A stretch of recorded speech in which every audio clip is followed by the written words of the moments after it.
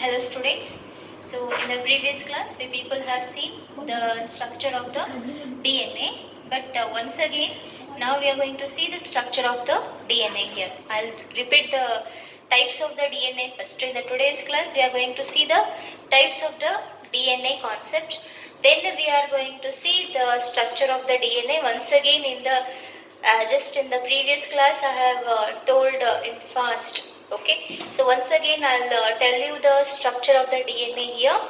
Before going to the structure of the DNA, I'll tell you the types of the DNA.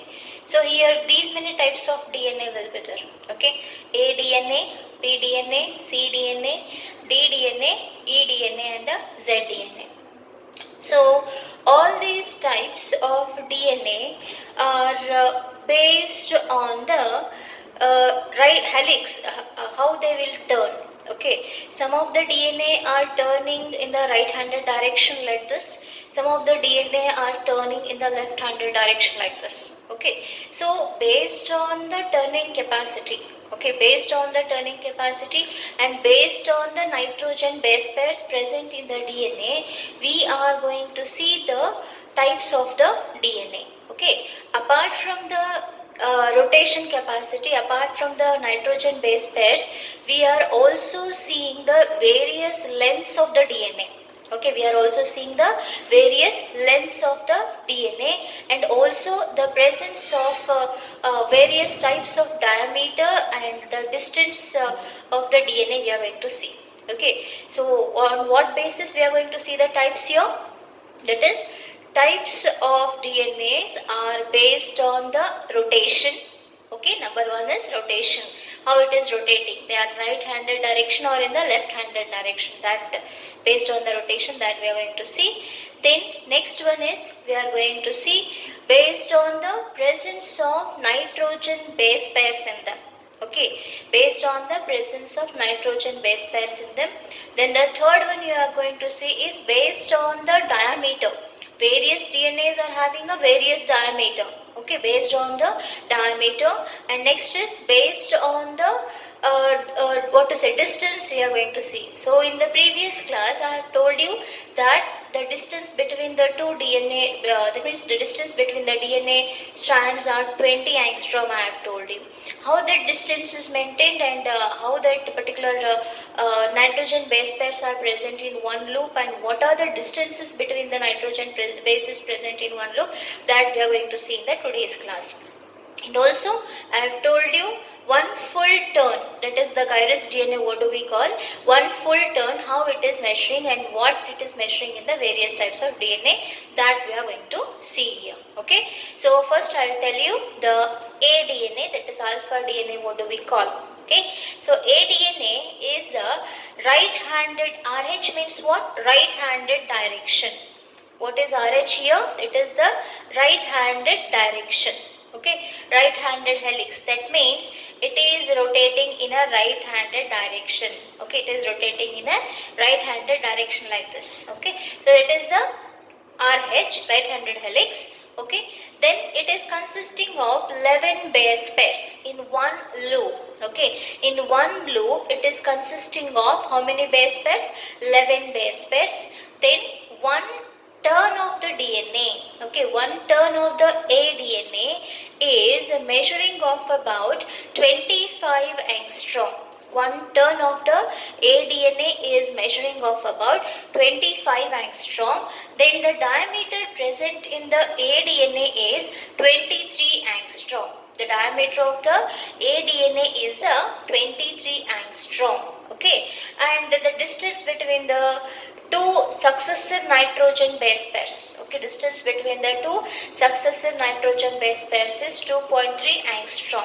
Now students, by seeing these numbers you may be getting confusion. Okay, by seeing these numbers you may be getting the confusion. See, I'll draw the diagram of the DNA here.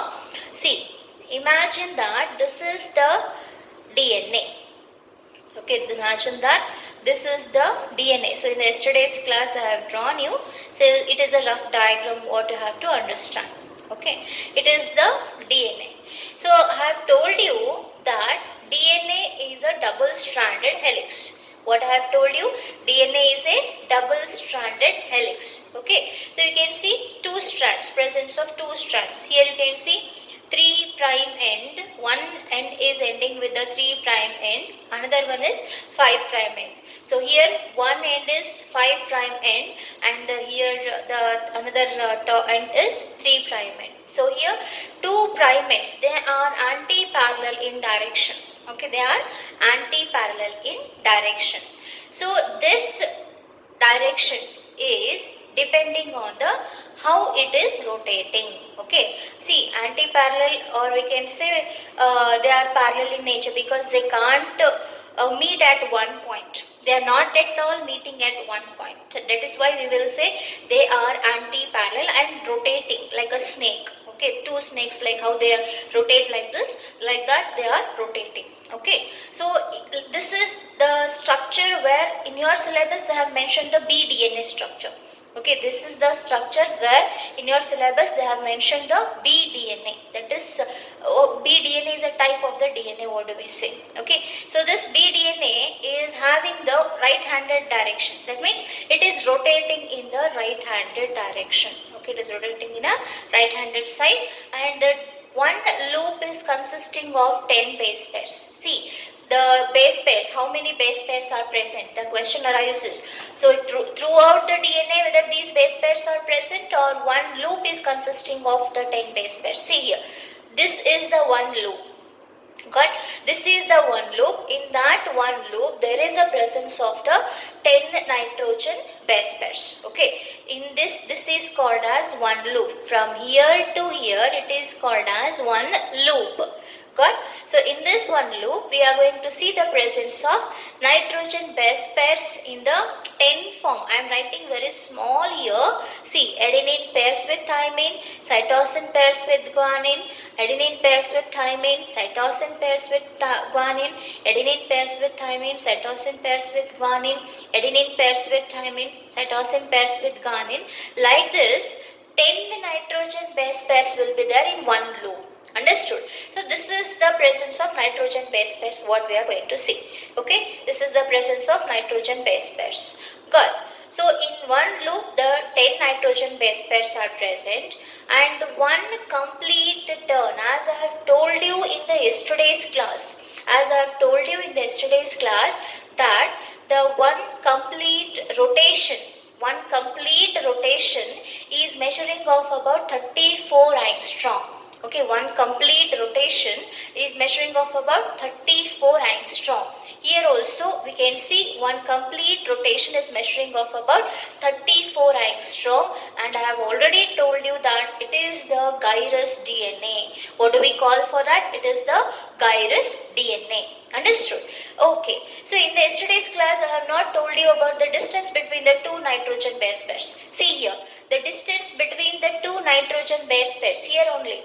In one loop only 10 nitrogen base pairs are present, and the distance between the only two successive base pairs. Two successive base pairs means what? One after the other. What is the meaning of two successive base pairs? One after the other.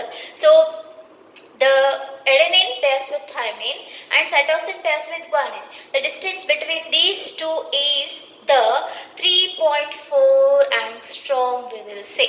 Okay, 3.4 angstrom. The distance between the two successive base pairs is 3.4 angstrom, we will say, or 36 nanometer, we will say. Okay, 3.4 angstrom or 36 nanometer. Okay, now next is we are going to see the distance. You have seen the length of the DNA. You people have seen the loop, how many nitrogen base pairs it is consisting, that you have seen. The distance between the two successive base pairs you have seen. Okay. Now you are going to see the diameter of the DNA. Now students, as I have told you that the diameter of the DNA is measuring of about 20 angstrom. What you have they have mentioned in your syllabus is 20 angstrom. Since you are reading the type of the Bdna, it is very easy for you people to understand. So that Bdna diagram is consisting of 20 angstrom. So 20 angstrom is why it is remaining constant. Now the question arises here. Why it is remaining constant? Why diameter is not going to change in all the types of the DNA? Okay, why it is not going to change in all the types of DNA? That we are going to see now. What is the reason behind that? See here. One all nitrogen base pair is there. Adenine is purine and thymine is the pyrimidine.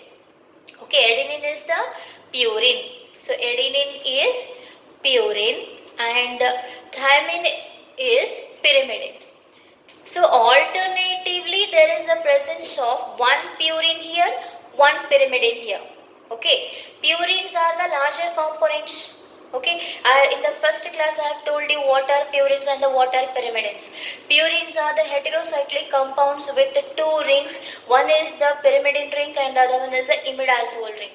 So it is a larger compound. Purine is a larger compound whereas pyrimidine is the smaller compound. Okay, pyrimidine is the smaller compound. So one larger, one smaller. Okay, suppose imagine that this is the adenine. Okay, this is the thymine. So here adenine one larger component is there. Thymine one smaller component. Okay, then alternatively here one larger component will be there. So guanine, adenine, guanine. So guanine, this imagine guanine is the larger component, cytosine is the smaller component. In a zigzag manner, just you imagine what I am telling. Adenine, thymine, okay, smaller component, cytosine, guanine, okay. Adenine, thymine, larger component, smaller component, then smaller component, larger component. That means alternatively there is a presence of larger component, alternatively there is a presence of smaller components. Hope so you are understanding my point. Okay, alternatively there is a presence of larger component and smaller component. Once again smaller component, larger component. Okay, I'll write on the board. See here, just concentrate here. Adenine is the larger component. Okay, so adenine is the larger component. Okay, thymine is the smaller component. Thymine is the smaller component. Then once again alternate here. Cytosine is the pyrimidine. It is a smaller component. Okay, cytosine is a pyrimidine, is a smaller component. Guanine is a larger component. Guanine is a larger component. See, base pairing you see. Adenine always pairs with thymine by two weak hydrogen bonds. Okay, adenine always pairs with thymine by two weak hydrogen bonds. So one is larger, one is smaller. Got? Cytosine always pairs with guanine by three weak hydrogen bonds. Here also alternatively you can see one is smaller, one is larger. Understood? So since there is an alternative arrangement of the larger and the smaller component, concentrate on my words. Since there is an arrangement of alternative larger component and the smaller component, the distance between the two DNA strands are constant. They are not going to change. Okay, got my point. The distance between the two strands, why they are constant, why they are not going to change? Because they are constant because of the arrangement of the alternative component. One is the larger, one is the smaller. If we are smaller, here larger. So in a zigzag manner, the arrangement of the nitrogen bases is done. Larger, smaller, smaller, larger, then larger, smaller, smaller, larger. So that is why this DNA is the constant. It is having a constant diameter, that is 20 angstrom. Okay. Now next is the distance between the two successive base pairs. So here they have shown the two successive nitrogen base pairs. 3.4 angstrom I have already written here. The distance between the two successive base pairs. Okay, the distance between the two successive base pairs is 3.4 angstrom. What it is? 3.4 angstrom. So also I have told you about the minor groove and the major groove in the yesterday's class. What I have told you? Minor groove and the major groove. So minor groove means a small turn we can say. Okay, minor groove is nothing but a small turn produced by the DNA. Immediate turn it will take. Major groove means a larger turn it will take. Okay, at the time of turning it will take a time for rotation. Got? So that is the minor groove and the major groove, and minor groove is measuring of about, so just imagine that this is the major groove. Okay, this one is major groove we can say, and this one is minor groove we can say. Okay, this one is the minor groove. Minor groove is measuring of about 1.2 nanometer or nm we can say, 1.2 nm. Major groove is measuring of about 2.2 nm. Okay, major groove is measuring of about 2.2 nm. Minor groove is measuring of about 1.2 nm, and major groove is measuring of about 2.2 nm. Okay, so this is the structure of the Bdna. What we are going to see now, in your syllabus they have mentioned this structure, that is the Bdna. Actually in the today's class what we are seeing, types of the DNA we have seen. So there the first type is aDNA, it is the right-handed helix direction, that means rotation is in the right-handed helix, and it is consisting of 11 base pairs in one loop, and it is having the length of the one turn is 25 angstrom, and the diameter of the DNA is 23 angstrom in the aDNA, and the distance between the two successive base pair is 2.33 angstrom. Okay, in your syllabus what you are reading, this structure is Bdna. Okay, so Bdna structure is this one. Okay, so this structure has been proposed by the scientist called as James Watson and Francis Crick. Yesterday I have told you about this point also. Watson and Crick model it is called. It is called as what? Watson and the Crick model, because they have discovered this DNA model in the X-ray diffraction while doing the research on the X-ray diffraction. And apart from that, Morris Wilkins and one more scientist is the Rosalind Franklin. Those scientists also help in the, they are also having their contribution in the synthesis of the structure of the DNA. Got it? Now, if you want this, I'll explain in the later, but we'll see first here cDNA. Next type is cDNA. So cDNA is once again it is in the right-handed direction. cDNA is it is once again rotating in a right-handed direction. It is having what to say? It is having 9.3 base pairs. Okay, so in the one loop we are going to see there is a presence of 9.3 base pairs, 9.3 angstrom. Once again, it is a smaller DNA we can say, 9.3 angstrom, and 19 angstrom. The diameter of the DNA is 19 angstrom, and the distance between the two successive base pairs still they have not given in the just they are doing the research what we can say. Then tDNA is there. Once again it is rotating in the right-handed direction consisting of 8 base pairs. eDNA and the zDNA is there. eDNA is right-handed direction, it is rotating, and 7.5 base pairs we are going to see.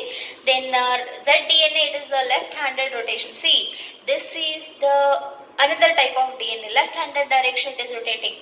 Almost right-handed direction we are going to see rotation, but it is rotating in the left-handed direction, in a reverse way what we say. Okay, and in one loop how many it is consisting base pairs, nitrogen base pairs, how many are there in one loop? 12 nitrogen base pairs are there. Then what is the distance between them? That is 46 angstrom.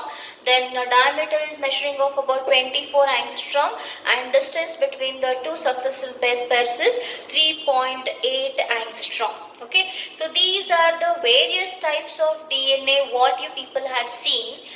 Actually students, these aDNA, cDNA, dDNA, eDNA, zDNA is very important for NEET. Okay, it is very important for NEET. NEET sake it is there. Okay, now exactly what you have to prepare for the theory is the Bdna structure. Okay, so all these are very important for the NEET. So please just be thorough with the theory first, then you go for the NEET. Then be thorough with the NCERT line by line textbook first, then you can go for the NEET very well. Okay, so here we are going to see the structure of the Bdna. So Bdna is a type of DNA where it is having the it is rotating in a right-handed direction. Okay, Bdna is rotating in a right-handed direction, and it is consisting of, it is anti-parallel in nature. Okay, the DNA is anti-parallel in nature, which is consisting of two opposite strands. One is the 5' end and the other one is the 3' end. One strand, if it is 5 ending from 5' end to 3' end, another strand should start with a 3' end to 5' end. Got. And here we are going to see the one complete rotation is measuring of about 34 angstrom. One complete rotation is measuring of about 34 angstrom, and the distance between the two DNA strand is 20 angstrom. The distance between the two DNA strand is 20 angstrom. And here we are going to see the presence of loops. Okay, loop means a bubble, you can say. LOOP, loop means a bubble. Okay, so in one loop or in one bundle we can see the presence of 10 nitrogen base pairs. How many nitrogen base pairs are there? 10 nitrogen base pairs are there. So here you can see the distance between the two successive nitrogen base pairs is measuring of about 3.4 angstrom. Why I am telling repeatedly this concept? Because you have to know this concept. It is the basic concept for the next concept, that is semi-conservative replication. Please concentrate on the words. Okay, the distance between the two successive base pairs is 3.4 angstrom, and there is a presence of two grooves. One is called as minor groove and the other one is called as major groove. So minor groove is measuring of about how many angstrom?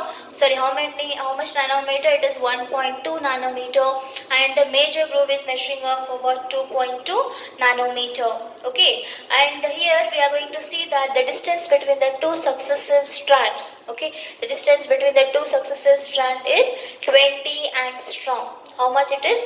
20 angstrom. And one more rule, what is that? Is the diameter of the DNA is very much constant. Okay, the diameter of the DNA is very much constant. Why? Because alternatively there is an arrangement of the purines and the pyrimidines. So adenine is the purine, as I have already told you in the first class. Adenine is the purine, guanine is the purine, whereas cytosine, thymine and the uracil are the pyrimidines. So in one direction adenine will be there, which is very larger component. Attached to that adenine, thymine will be there. Okay, one larger, one smaller, here one smaller, here one larger. Okay, so alternatively there is a arrangement of the smaller larger component. So that is why the diameter of the DNA is very much constant. It is not going to change by itself. Cut. And next is we are going to see the Aravind-Cherigov space rule. It is very important, students. Based on that we are going to solve some problems here. So what is the Aravind-Cherigov rule? Says that the always adenine pairs with thymine by 2 weak hydrogen bonds and cytosine pairs with guanine by 3 weak hydrogen bonds. And the Cherigov space equivalence rule, we will say, Cherigov space equivalence rule says that the ratio of, what do we say? The ratio of adenine thymine to the cytosine and guanine is equal to 1 or unity or constant, we will say. The ratio of adenine thymine to the cytosine and guanine is equal to 1 or unity or constant. Got? So this is called as Aravind-Cherigov space equivalence rule. Based on this ratio we are going to see some problems in the class. Okay, so this is the structure of the DNA, bDNA, what you have seen. Hope so you have understood the repeated class of the structure of the DNA. Why I am repeating is it is very important concept what you have to remember. Got? So one more point I have to say. The sugar phosphate backbone. The DNA is made up of which backbone here? Sugar phosphate backbone. As I have told you yesterday, the sugar phosphate backbone is present in the DNA structure. Okay? Hope so you have understood the DNA structure.